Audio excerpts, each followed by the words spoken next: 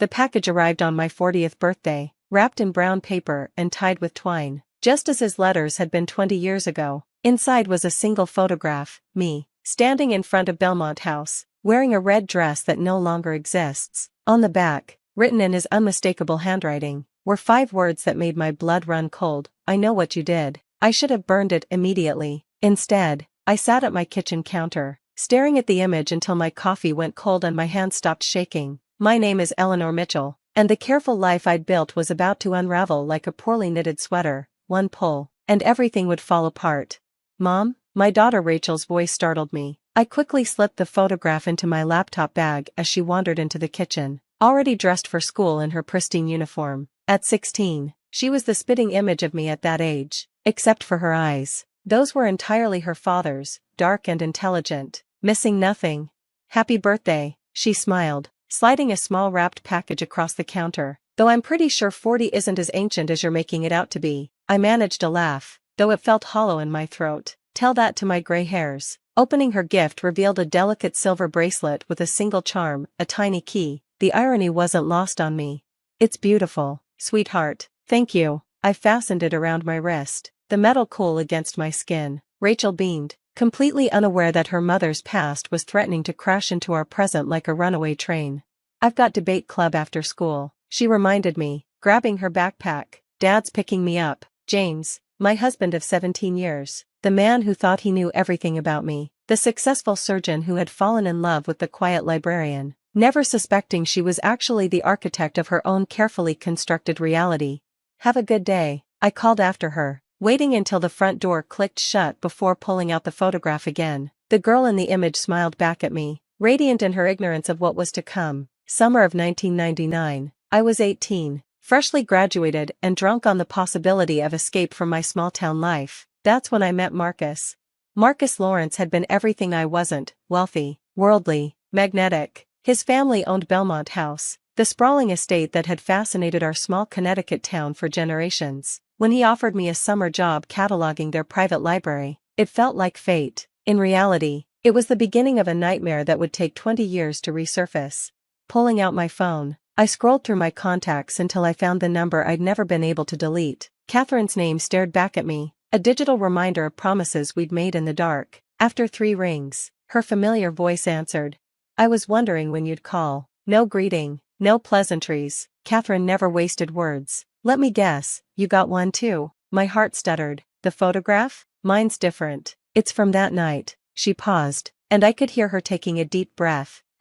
We need to talk." "Not over the phone." "I can't. I have meetings all day at the library, and then, this isn't optional." She cut me off. 7 o'clock. The blue door. "Don't be late. And don't bring your conscience. We need to handle this like we did before." The line went dead before I could respond. I sat there, memories flooding back like water through a broken dam. The summer heat, the musty smell of old books, Marcus's smile, the way Catherine's hands shook as she helped me dig, the weight of secrets we thought we'd buried deep enough to stay hidden. My phone buzzed again, a text from James: "Dinner reservations at 8. Don't forget it's your birthday. Love you." Such a normal message, so perfectly ordinary. James lived in a world where birthday dinners weren't interrupted by decades-old secrets, where photographs didn't arrive like time bombs wrapped in brown paper. For a moment, I allowed myself to imagine telling him everything, but the truth would destroy more than just my marriage. It would shatter Rachel's world, tear apart the life I'd worked so hard to build. Standing up, I caught my reflection in the kitchen window. At 40, I still looked put together, shoulder-length brown hair neatly styled, minimal makeup carefully applied, designer clothes that projected successful working mother rather than someone harboring a 20-year-old secret. The perfect facade, just like Belmont House with its manicured lawns hiding decades of darkness. Walking into the library that morning felt surreal. The grand Victorian building had been my sanctuary for the past 15 years, its quiet halls and orderly shelves representing everything I'd built since leaving Belmont House behind. As library director, I had transformed it from a struggling municipal institution into a thriving community center. My colleagues respected me, the board trusted me. None of them knew about the summer of 1999. I managed to focus through 2 budget meetings and a staff presentation, but by 6:30, anxiety had my stomach in knots. The Blue Door was exactly the kind of place Catherine would choose, a small jazz club on the outskirts of town, far from prying eyes. Walking in, I spotted her immediately at a corner table, still elegant at 39, though her face had gained sharp edges that hadn't been there in our youth.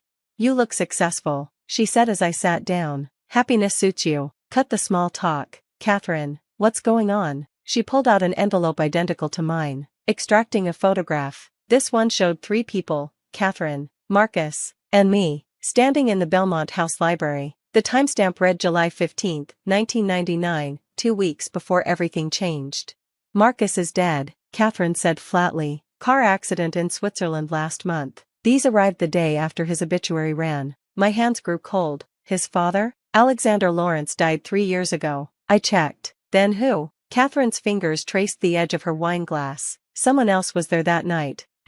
Someone we didn't see." The memories rushed back with brutal clarity. Marcus's voice, angry in a way we'd never heard before, the heavy brass paperweight, the sickening sound, Catherine's scream, the frantic hours that followed, digging in the soft earth behind the greenhouse while summer lightning split the sky. "We need to know what they want," Catherine continued. "Money? Revenge? We need to go to the police," I whispered. Catherine's laugh was bitter. 20 years later, with our fingerprints all over the evidence? Think about your daughter, your perfect husband, my Senate campaign. We're not teenagers anymore. We have too much to lose."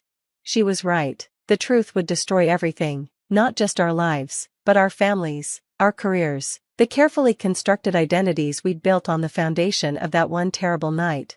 The rest of the evening passed in a blur of whispered contingency plans. By the time I got home, I had missed James's birthday dinner. He was waiting in the kitchen, concern etched on his familiar face.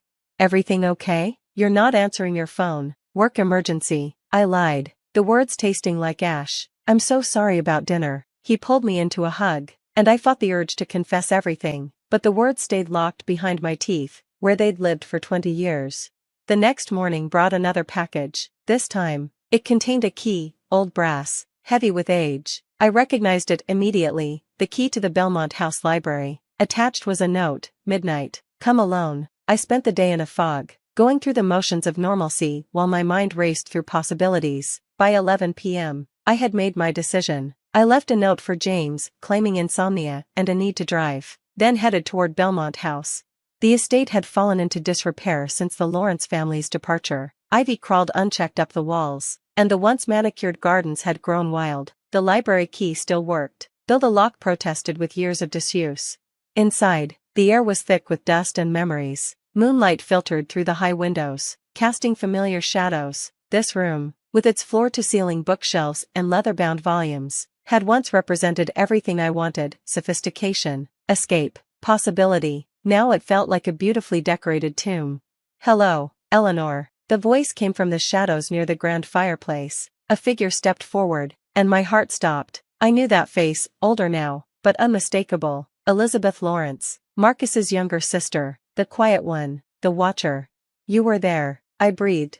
"I saw everything," she confirmed. "Marcus's temper, the argument, the accident, and what you and Catherine did after." "Why now?" "Because the truth deserves to be free." She moved closer. "My brother wasn't a good man, Eleanor. That night wasn't the first time his temper turned violent. But what you and Catherine did, burying him like an animal, letting our family believe he'd simply abandoned us, that was unforgivable. We were scared," I whispered. "We were just kids, and now you're respected adults, pillars of the community." Her smile was sad. "I've watched you both build lives on the foundation of my family's pain. Catherine, preparing to run for office. You, the perfect wife and mother, shaping young minds at your beloved library. What do you want? Justice, but not the kind you fear." Elizabeth pulled out a thick envelope. "Here's every copy of every photograph, every piece of evidence I've gathered. Take it." My hand shook as I accepted the envelope. "I don't understand." "I'm dying, Eleanor. Cancer. I have months, maybe weeks, and I'm tired of carrying this secret." She sank into a nearby chair. "I don't want revenge. I want peace, but that can only come with truth." Dawn was breaking by the time I left Belmont House. I drove straight to Catherine's house, finding her already awake, nursing a coffee on her front porch. Wordlessly, I handed her Elizabeth's envelope. We spent the morning going through everything: photographs, letters, diary entries, the full story of that summer, preserved through the lens of a quiet teenager who saw everything and said nothing. Until now. "We have to tell them," I said finally. "All of it." Catherine was silent for a long moment. It was self-defense. We know that now, with Elizabeth's evidence of his violence. But the cover-up, we'll face whatever comes, I said. Together. The next weeks passed in a blur of confessions and consequences. James, after the initial shock and anger, stood by me. Rachel, showing wisdom beyond her years, asked questions but never judged. The investigation was reopened, and with Elizabeth's evidence, the truth finally emerged. Marcus's death was ruled self-defense. The cover-up brought legal consequences, but our youth and the circumstances led to leniency. Catherine withdrew from the Senate race but found a new calling advocating for domestic violence survivors. Elizabeth passed away peacefully, having finally unburdened herself of the truth she'd carried for so long. And I learned that sometimes the heaviest chains are the ones we forge ourselves, link by link, with our secrets. 1 year later, I stood in front of Belmont House again. The estate had been donated to the town and was being converted into a community arts center. My daughter stood beside me, her hand in mine. "Were you scared?" she asked, "when you decided to tell the truth?" "Terrified," I admitted, "but keeping secrets, it takes pieces of your soul, bit by bit. The truth may hurt, but lies poison you slowly." Rachel squeezed my hand. "I'm proud of you, Mom." Looking at her, I saw not just my reflection but my redemption, the chance to teach her that it's never too late to choose honesty, to right a wrong, to begin again. The key charm on my bracelet caught the sunlight, Rachel's birthday gift from what felt like a lifetime ago. A reminder that sometimes the keys we need most aren't the ones that open doors, but the ones that unlock the cages we build around our hearts. That evening, as my family gathered for dinner, James, Rachel, even Catherine and her children, I looked around the table and felt a peace I hadn't known in 20 years. The price of silence had been high, but the reward of truth? That was priceless.